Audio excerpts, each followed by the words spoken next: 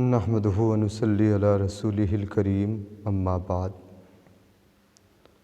فاعوذ باللہ من الشیطان الرجیم بسم اللہ الرحمن الرحیم انا اعطیناک الکوثر فصل لربک وانحر صدق اللہ العلی العظیم۔ باوقار عزیزان مکرم، میرے جملہ سنی جنتی مومن بھائیوں،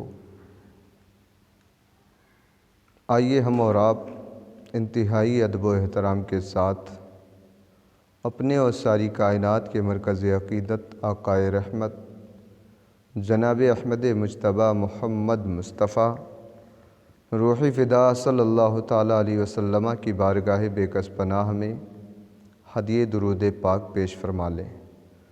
اللہم صلی علی سیدنا و مولانا محمد معدن الجود والکرم منبع العلم والحلم والحکم وبارک وسلم صلاۃ و سلام علیکہ سیدی یا رسول اللہ صلی اللہ تعالیٰ علیہ وسلم۔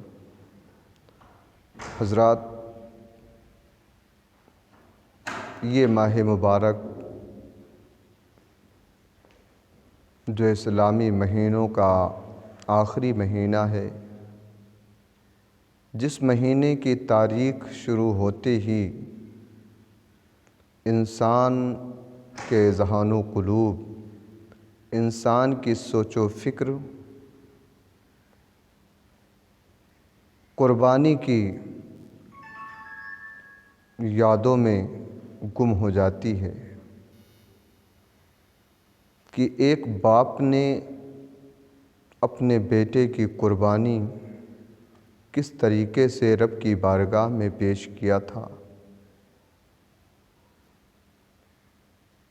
اللہ رب العزت نے قرآن میں فرمایا، انا اعطیناک الکوثر فصل لربک وانحر، اے محبوب، بے شک ہم نے تمہیں بے شمار خوبیاں عطا فرمائیں، تو تم اپنے رب کے لیے نماز پڑھو اور قربانی کرو۔ قربانی کا جملہ، وانحر کا جملہ اللہ نے قرآن میں فرمایا قربانی کرو، چونکہ قربانی صرف کسی جانور کے اوپر چھری چلانے ہی کا نام نہیں ہے۔ اگر ہمیں قرآن میں فرمایا گیا، ہم سے مطالبہ کیا گیا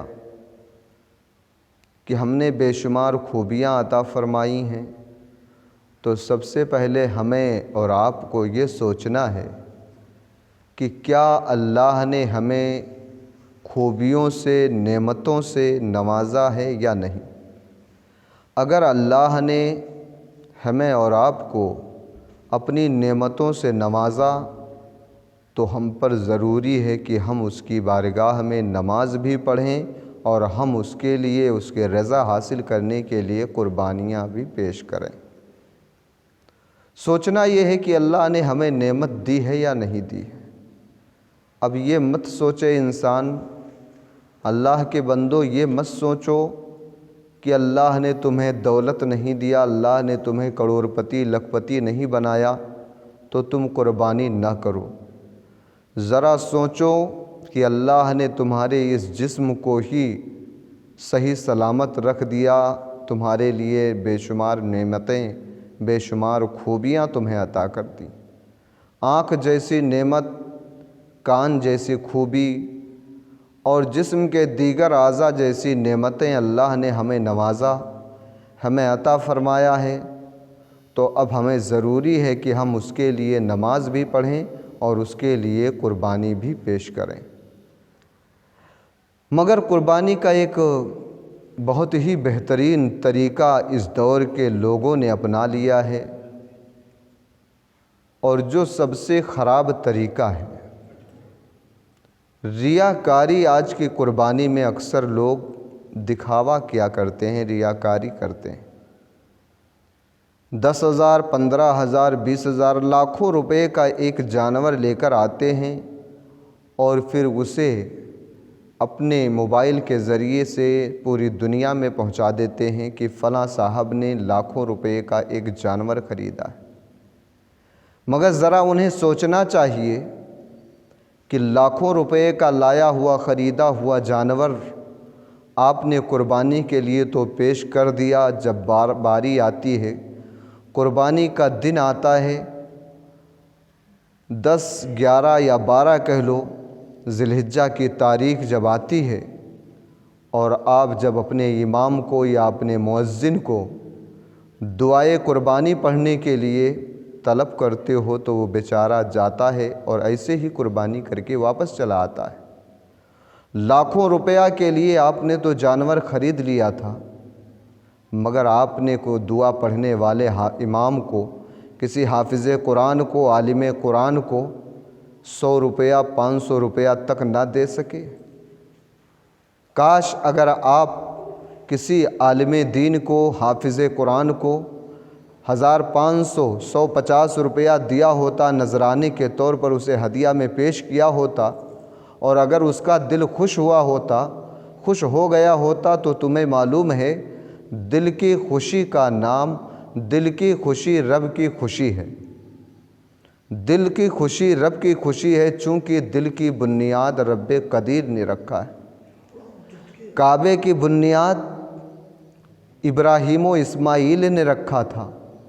طواف کعبہ کرو گے تو روح ابراہیمی کو خوشی حاصل ہوگی، مگر جب تم کسی بندے کے دل کو خوش کرو گے تو کس دل کی بنیاد رب قدیر نے رکھا ہے۔ رب کو خوشی، رب میرا خوش ہوگا، اور جس کا رب جس سے خوش ہو جائے گا انشاءاللہ۔ اگر آپ نے 50,000 کا جانور لا کر کے 500 روپیہ دے کر کے کسی امام سے دعا پڑھوا لیا، ہدیے کے طور پر اسے 500 روپیہ دے دیا، اگر آپ کے امام کا دل خوش ہو گیا تو آپ کا رب بھی خوش ہو جائے گا، اور جس کا رب جس سے خوش ہو جائے اس کا ہر عمل جائز، ہر جائز کام، ہر اعمال صالحہ اللہ قبول بھی فرما لے گا۔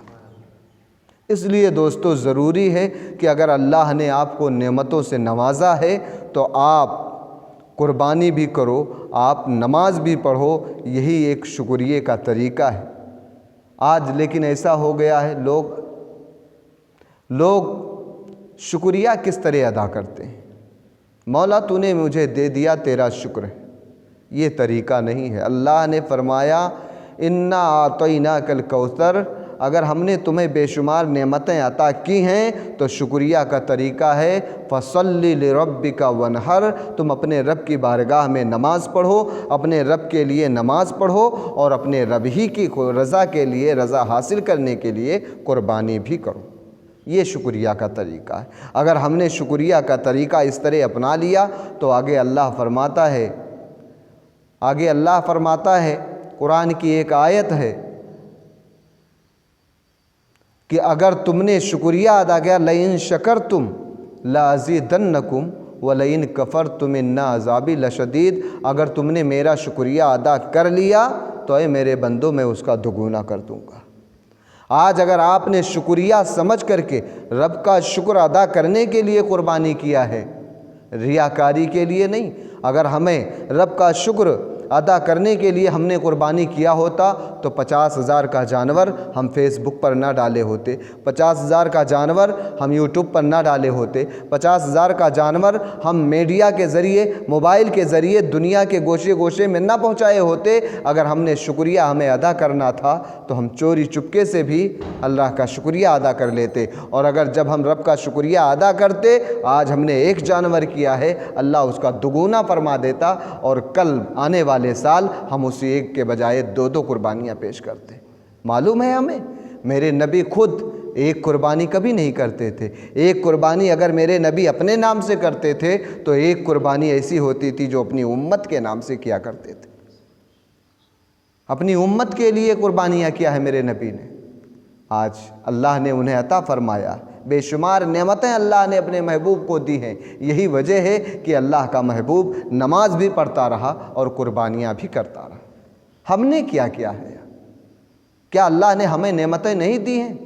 میں نے کئی جگہوں پر دیکھا ہے کہ لوگ قربانی کے لیے اگر مولانا صاحب، امام صاحب کہہ دیں تو ڈائریکٹ سوال کرتے ہیں کیا کروں مولانا صاحب، بہت قرض دار ہوں، بہت قرض دار ہوں۔ قرض دار پر قربانی نہیں، قرض دار پر قربانی نہیں ہے، میں کیا کروں، کہاں سے لاؤں پھر قربانی کروں؟ کس چیز کے لیے آپ نے قرضہ لیا تھا؟ جوا تاش کھیلنے کے لیے آپ کے پاس پیسہ تھا، سٹے بازی لگانے کے لیے آپ کے پاس پیسہ تھا، ایک جانور رب کی بارگاہ میں قربان کرنے کے لیے پیسہ نہیں۔ آپ کا امام اگر آپ کو قربانی کا درس دے تو آپ امام سے سوال کرتے ہو میرے پاس دولت نہیں ہے، میں قرض دار ہوں، اتنا قرض میرے اوپر ہے۔ ذرا سوچو دوستو، اللہ نے آپ کو نعمتیں دی ہیں، کتنا بھی قرض لو، مگر آنکھ جیسی نعمت اللہ نے تمہیں عطا فرمائی ہے، زبان جیسی نعمت اللہ نے تمہیں عطا فرمائی ہے، ناک کان جیسی نعمت، پورا صحیح سلامت والا جسم جیسی نعمت اللہ نے تمہیں عطا فرمائی ہے۔ یہ نعمتیں ان کے دل سے پوچھو کہ جن کے پاس آنکھ نہیں ہے، نعمتیں ان کے دل سے پوچھو جن کے پاس کان نہیں ہے، جن کے پاس ناک نہیں ہے، جن کے پاس زبان ہاتھ پیر نہیں ہے، ان کے دل سے تو پوچھو۔ ایسی نعمتیں اللہ نے ہمیں عطا فرمائی، اتنی نعمتیں ملنے کے باوجود بھی ہم اپنے رب کا اس طرح ناشکر گزار بندہ بن گئے ہیں، اور پھر آخر میں دعا کرتے ہیں مولا مجھے اتنا دے دے اتنا۔ کاش ہم نے اگر رب کا شکر ادا کیا ہوتا تو آج ہمیں مانگنے کی ضرورت نہیں پڑتی۔ اللہ نے فرمایا لئن شکرتم لازیدنکم، اگر ہم نے اس کا شکریہ ادا کیا ہوتا، آج اگر اللہ نے مجھے 1 روپیہ دیا ہے، مثال کے طور پر اللہ نے مجھے 1 روپیہ دیا ہے، اگر اسی 1 روپے کو شکریہ کے طور پر رب کی بارگاہ میں پیش کیا ہوتا تو آج وہ 1 کے بجائے 2 ہو گیا ہوتا۔ ہمیں کسی کے سامنے ہاتھ پھیلانے کی ضرورت پیش نہیں آتی۔